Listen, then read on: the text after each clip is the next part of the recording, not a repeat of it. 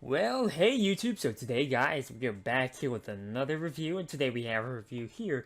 This is the Maxtor OneTouch for 500 gigabyte hard drive, guys. So yeah, this is a pretty cool product. This is an older boy, guys.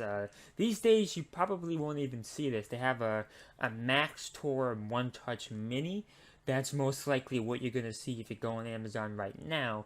But this is kind of like the predecessor, and I think it's interesting to take a look. I'm sure you can find it in other sites as well. I'm sure One Egg or something like that. I'm sure one of those sites probably have the product here. So yeah, without further ado, let's get into the review. First of all, this thing is pretty heavy. It's heavy. This is probably like 5 pounds or so. It's, back in 2007 when this originally came out, this is about what you expect. You have the heavy, bulky devices. This one came with some nice ports on it, so it made the process a little bit easier. But if you look carefully inside the device, you can actually see the hard drive that's just, okay, you see that? There's just a regular hard drive you would see in a computer that's just basically sitting in there. You can tell the design here is not too inspired. You can clearly tell there's just a hard drive in there. It's pretty funny if you want another kind of good view here.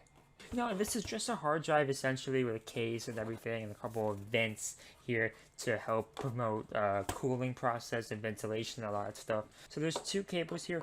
The one on the left here is a charging cable with, and the funny thing is, back in the day, 500 gigabytes was a lot of storage. So a USB powered was not strong enough. Yeah, you still needed an outlet here. So here is the outlet. I'm going to plug this in a moment. It's interesting how far we've come in that perspective. You really had to use an outlet back in the day. It's crazy to me. I can't believe it. Also, guys, you have your cable here. This is a normal USB cable. However, I believe this looks like a mini USB. And yes, that is a mini USB. It's a little bit bulkier than a micro. It's not always the easiest thing to tell, but once you've seen them a bunch of times and you've made videos for as long as I've been making content since 2007, you kind of realize what you're doing by this point, and that's a mini USB cable, guys. So I'm going to plug this in. We're going to have to switch this footage so you guys can see exactly what the UI looks like and how the navigation works. I mean, simply just using Windows Explorer. I'm sure it comes with some type of drivers or whatever, but I personally have no interest in using those drivers. But, from 2007, I'm not sure how much you would expect from 2007. Give me one moment, guys. And we're back here, guys. Here is a quick view in my Windows Explorer. Here's some video files I have. But anyway, this is the OneTouch 4. They consider this an E drive. Let's go in here. So there is some type of content in here. As you can see, my brother is using this stuff for his own personal benefit. And I'm not going to go through his stuff, but it's good that this works natively with Windows. I don't have to download any drivers. I mean, when you plug it in, it makes that kind of clicking sound, and I think it installs some like internal drivers on the USB bus itself, but there's no like program that make you pop up and install. You know what I'm saying, guys? So we're going to test the transfer in, the transfer out speed, guys. I think that's important. Let's find my biggest video file. I'm going to try a couple. Let's try some of the bigger files here. I mean, this is a bunch of content right here. Guys, this is their website, by the way, and if you couldn't tell, they only have about 3 different items on here. I think it's pretty safe to assume. While they appear to be in business, it does seem like they're towards the end of their lifespan.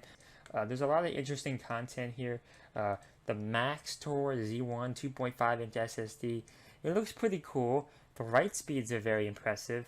They don't give you too much of a price tag. Oh boy, I just knocked into it, guys. I'm gonna have to try that again. Yeah, luckily you can resume that, but it does seem like this cable is very sensitive. So yeah, interesting. Product support, product data sheet. I'm not sure what product data sheet means. Just seems like it's a bunch of gibberish and nothing crazy. So that's their one product they have. I don't really see much need. It seems like this is more of their consumer focused 5 terabyte hard drive. I could see why you would want to have this backed up. Is this an SSD? I hope it is. Okay, guys, I'm on the site called crystalmark.info. I'm just to get this out of the way, I'm gonna just download a very popular read and write speed device program. I just need to know for sure whether or not my readings are correct. I haven't tested read and write speed very often, to be honest with you. I haven't done it in a long time, and I just don't want to make sure I'm messing this up. So I'm installing this application now. It seems to be highly reviewed. You can even get this in like anime version if you really need anime characters on your application. They also make a very similar application called Crystal Disk Info. It gives you information about your disk and everything like that, which is pretty awesome. These are the standard settings. I just need to determine which device this is going to be. I have an E drive. Obviously, the E drive is the one I'm using right here.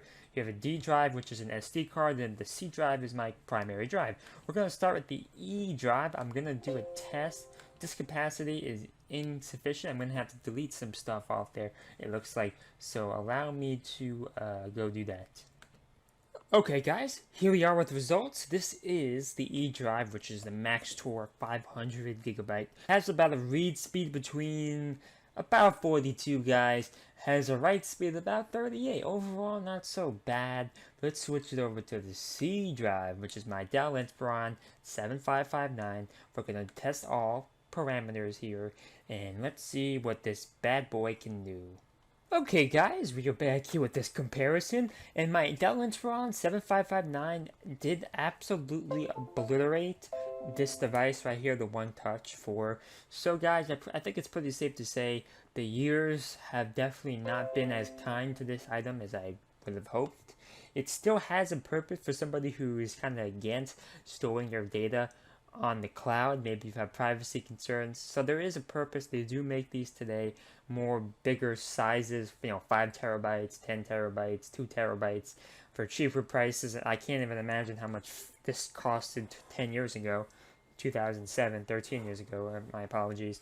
I can't even imagine how much that would cost, and I would imagine that it's exponentially more than it is today, obviously. So overall, can I recommend a product like this? I'll have a link down below to the mini version of this. It's the same amount of space. Maybe that 500 gigabytes is enough space for you, but they have a mini version for under $100. This costed like $300 or something back in 2007. So yeah. So guys, if you do want to buy this, I think it is pretty cool. I think it has a purpose. Just make sure you know what you're getting into. Make sure you even need this to be physical, because you may not. You really may not. So guys, the Amazon link will be down below. The International Gear Best link will also be down below. Check out my website, pbosonline.com. The t-shirt is 50% off for a limited time. It's on the site right now. Also guys, if you don't have any money, that's okay. Make sure you guys like, comment, subscribe, favorite, put on the notification bell, turn off the ad block. Please guys do that. It really helps me out. And also guys, make sure you check out my girlfriend's amazing content as well. She has some great stuff on here as well. So yeah, we hope you guys enjoyed that video. It's a pretty cool thing if you know what you're doing. Thank you and bye.